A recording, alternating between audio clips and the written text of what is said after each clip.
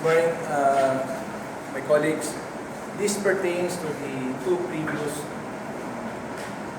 privileged speeches of Honorable Councilor Rulusta. At first, I do not want to mind it anymore because as per request of the presiding chairman, if it is possible, not to engage or at least let go so that there will be a smooth transition, smooth flow of process here in Sangguniang Bayan. But when it's enough, it's enough.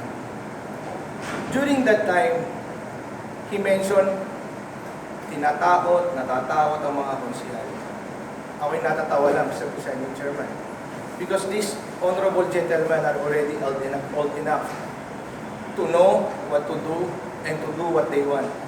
And I am not trying to threaten anyone because they are my colleagues. As a matter of fact, even if they needed my help, if they will need my help outside Los Baños, I am pretty much willing to assist them. Nung nagkaroon po tayo ng sinasabing special session, I told it was illegal. During that time, sumulat nga po tayo because I can easily file a case against those people. But because I want them to rectify the errors, I wrote them a letter, Mr. Presiding Chairman. Some people will say, do not lecture us. Okay. But when the DILG or MLGO officer mentioned that it was illegal, I would like to commend Councilor Evangelista for having the heart to admit that it was a mistake and lessons learned. So I did not file any case anymore because I believe that that's already enough since they already realized that they made a mistake.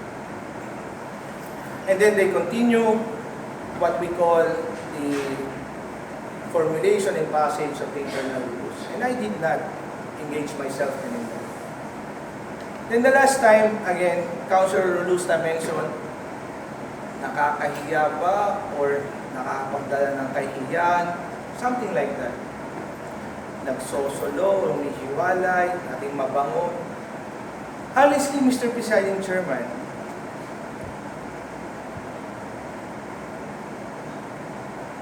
not to mention that I was able to bring 5 awards in Los Baños. Although I waived the 16 million award for LGU and gave it to Benguet because they needed more gawa ng mga typhoons. I did not apply, but I was chosen. Not to also mention na napapaaway ako not for myself. When I filed cases against water district, against the cutting of illegal trees, against the dumping of garbage, at the Creek of Makiling Forest Reserve, when I tried to stop through 3RO, the operation of casino, I did not do it for myself. I did it because I'm duty-bound to do it.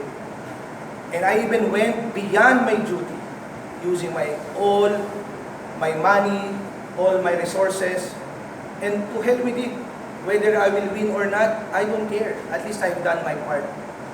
At least I have done my part. Anybody can video this, anybody can record, you're very much willing to do it, and you can file cases against me, I don't care. Because sooner or later, the Corrupt Practices Act of Republic Act 3019 has 23 years in order for you to file cases. And then, alam mo yung masakit, Mr. Chairman, ang nakita lang half-baked truth ba? Yung bang hindi nakita. You were not there physically. Of course, if nasabi yon ng dating presidente, kung siya man ang tinutukoy ng PCL, hindi ko naman sinuportahan yun. I don't like him. I did not accept anything from him. Even when he ran for national position, I did not support him because I don't like him. But I do not hate him. I just don't like the way he leads us. May mga sumuporta, yung iba nagkapera, wala naman ako pakialam kung nagkapera sila, di umano. Pero yung sasabihin mo, nagdadala ng kahihiyan o nakakahiya, Yung si Konsyal Molinyawi po, Mr. Presiding Chairman, dinabing ng tubig, halos umiyak na. Pinaglaban ko po. Tama po yun, muntik na po akong mapaaway. Kasi katwiran ko, tayo elected sa Los Baños, mabastusin mo isang konsyal. Kung di kaya ng konsyal, ako makikipagsundukan. Ahamunin ko bilang lalaki. If they're man enough, then let's fight. Kahit naman sa Japan, sa ibang bansa, nangyayari yan sa Congress. Masama, yung manununto ka, nabiglaan, kabaklaan nyo. Pero hinahamon ko kahit sino. Kung papalag, pirmahan tayo. Diba? Si Makatangay noon, konsyal, si Kapitan, hindi siya binigyan ng certificate. Ay paglaban ako. Bakit? Doon kami umattend sa kabila, dito pala sa kabila. Assuming we made a mistake, but we attended the seminar. Unfortunately, it was loaded. So I fought against the DALG. I wrote a letter, and if they will not issue, we will file a case. Is filing a case meaning you're mad at the person? No. Sometimes you want to file a case because you want to be helped by someone to decide who's right and who is wrong. Because nobody will accept that you are right, that I am wrong, or I am right, that you are wrong. So you need someone to assist you and to make a decision on it. I do not know where he got, the good counselor Rulusta got the word nakakahiya o nagdadala kahiyan dahil dati kilala ang Los Baños. Hindi ko alam kung anong mas nakakahiya. Counselor Rulusta open up a business without mayor's permit. Ano ba mas nakakahiya? Using your position without any permit? Councilor Rulusta operated a bar without any license or permit, at the same time registration at the BIR. Ano mas nakakahiya doon? Operating a bar is legal as long as you have the necessary permits. But operating a bar as a public servant, morally, in my own opinion, humble opinion, that is immoral. Because you're sending wrong vibes. You're exposing the youth already to vices. Well, if you're not a thick face and you wanted to uphold what is morally right, then you will not operate. But it is legal for you to operate if you have the necessary permit. And then, ano ba mas nakakaya, Mr. Presiding Chairman? Nag-operate ka, nung binira kita, ang sabi mo kay Alex, and Alex issued the certification, nabigyan ka muna ng OR, and babayaran mo sa hapon, Mr. Chairman. But when Councilor Rulusta failed to pay the receipt, the official receipt, or the amount to be paid for such official receipt, the official receipt was cancelled by the Office of the Treasury. Why? Ano nakakahiya doon? A lot of businesses, establishments in Los Baños cannot seek any OR, any mayor's permit because they cannot afford, most of them, the amount to be paid. Or sometimes they don't have enough money. But Councilor Rulusta requested for such, and a certification that was notarized was provided by Mr. Leosani. I am only speaking based on documents, Mr. Presiding Chairman. Hindi ba mas nakakahiya yun? Ginagamit mo ang posisyon mo, tangan-tangan mo ang pangako.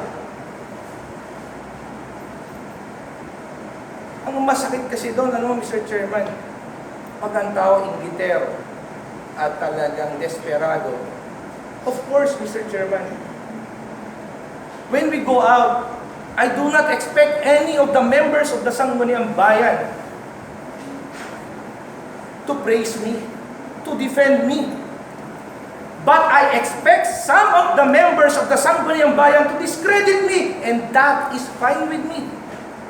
Ganun talaga yung buhay eh. You cannot please everybody. They can discredit me. Go ahead. Kaya lang, when I went there, even Councilor Alborido mentioned na wala ng kit. But that's not really the point. When I paid, I asked them, Saan po makukuha ang kit, ang mga tickets para sa milk coupon? Sabi nila, dyan ka po pupunta. Okay, bayad ako. May hotel po ba? Wala. Okay lang po sa akin. Mag-uuwihan ako. Because I went there with my own car, using my own car, using my own gas, using my own toll fee, paying my own toll fee. Ang masakit, they issued the OR and I went there, wala daw kit. Mag-antay daw mamaya at darating. Siyempre, okay lang sa akin. Sabi ko sa kanila, are you sure mag-aantay ako? Kasi baka andun yung milk coupon, hindi ko pa alam ang proseso. Sabi na, oo daw. Punta ka daw ako doon sa isang in charge. I went there. Ang sabi ng babae, wala eh, umorder pa kami. Sabi ko, yung order niyo ba, matatahi ngayon? Matatapos mo ba ngayon? O hindi, o ipadadala niyo. Hindi nila masagot. Sabi ko, it has been a problem ever since. Since 2001 when I was elected, yan ang problema. Ano yung problema ng PCL na minention ko sa kanila? Pagpunta mo, wala kang hotel. Well, kung hindi ka early bird gano'n talaga. Pagpunta mo, ang pagkain, minsan walang kape sa umaga. Mr. Presiding Chairman, lahat naman tayo nakakaranas. And I'm fighting not only for myself. I'm fighting for the rest of those who cannot speak for themselves. Pagpunta mo doon, napaaga ka, mag-aantay ka pa bago ka makapag-check-in. Napakatagal. Minsan nagseseminar na wala ka pang mapuntahan. Iyon yung mga binrot up ko. Anong sabi ko sa kanila? That is a misrepresentation. And cases can be filed against you because you lured the person to pay first. And now you put the person in a predicament wherein he doesn't know where to get those kits that contains everything. That is precisely, Mr. Chairman, what I'm fighting for. Kaya lang, as I have said a while ago, I do not expect any member or members of the Sangguniang Bayan to defend, nor at least explain my side. But I expect some to discredit me. Kaya ano ba ang nakakahiya? Mas nakakaya ay nag-ooperate ka ng isang inuman na ikay halal ng bayan. Mas nakakahiya yung ikay nasuspinde dahil ikaw ay nag-operate na hindi ka nag-i-issue ng receipt. Mas nakakahiya yung ikay pinagbayad ng 10,000 ng BIR dahil ikaw ay hindi nakarehistro. Yung po ang nakakahiya. At kung tumakbo ka pa, mas nakakahiya. Yun po yung opinion ko, Mr. Presiding Chairman. Ako, nakinig ako sa iyo, Mr. Presiding Chairman. That's why I'm addressing everything to you. When you told me, Lilo. When you told me not to comment, not to comment.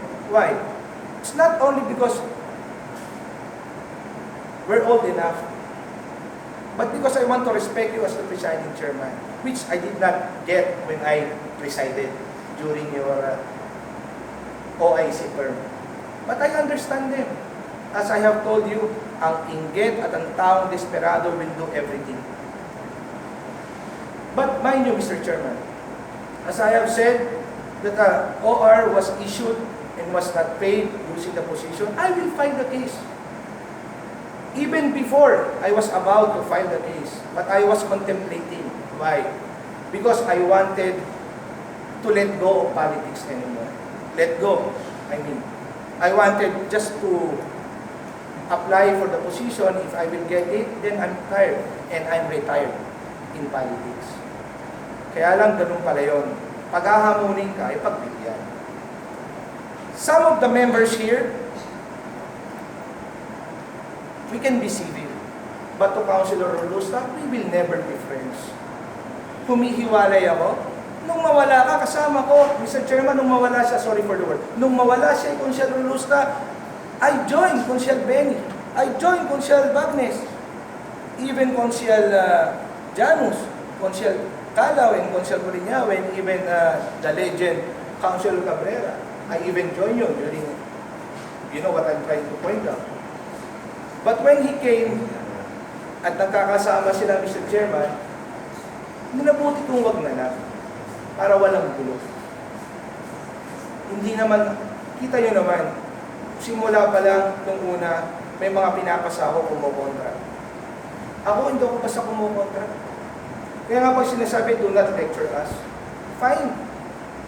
I am sorry I made a mistake because I am trying to protect some of the members of the Sangguniang, or at least if not all, at least some, by telling what is legal and by telling or by giving my opinion.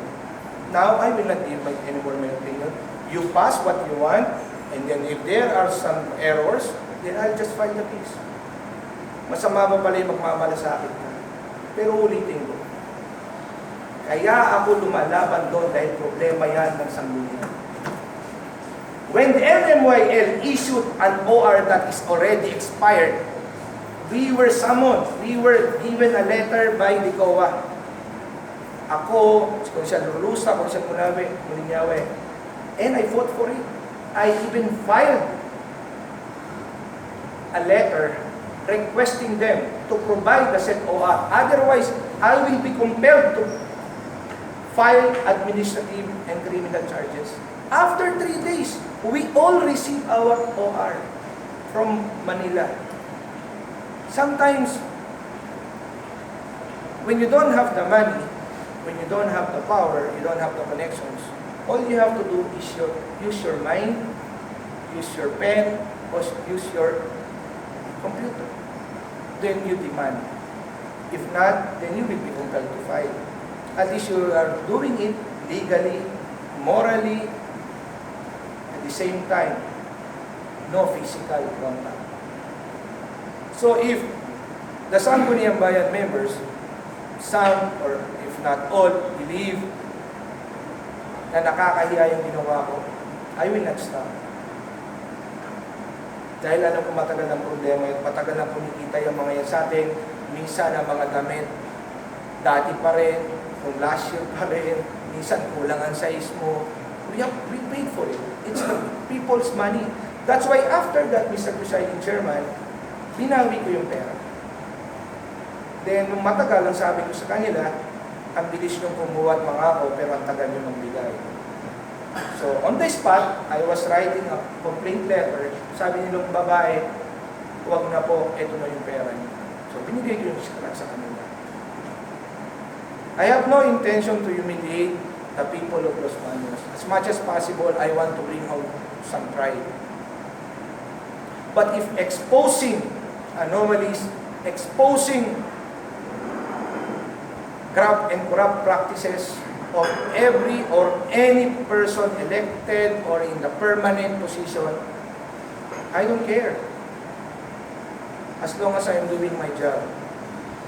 Kung ayaw po nating ma-expose, huwag tayong gumawa ng kalokohan. Kaya inuulit ko. Ang pagpapatawag po ng session, special session ay illegal. Hindi ko lang po isinampa. Matawa yung thinking. Total, yung mga pumunta lang naman ang pwede mong hinapla. Kahit pumirma, hindi mo naman matadama. Kasi hindi na pumirma. Hindi na pumunta. And to our Honorable Councilor, Rulusna, who is very eager to get even with me, go ahead.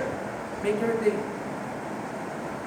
I am telling you, when I file the criminal case against you, even if you are no longer serving this hall or this august body, you will remember me.